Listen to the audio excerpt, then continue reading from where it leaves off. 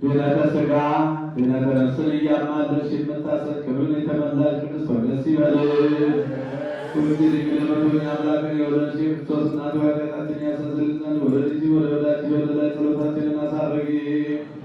በእውነት የጽድቅ ብርሃን የሚሆን አምላካችን ክርስቶስን የወለድሽልን ስትሆን ደስ ይበልሽ። ድንግል ወደ ነፍሳችን ይቅርታን ያደርግ ዘንድ ኃጢአታችንን ያስተሰርይልን ዘንድ ወደ ጌታችን ለምኝልን።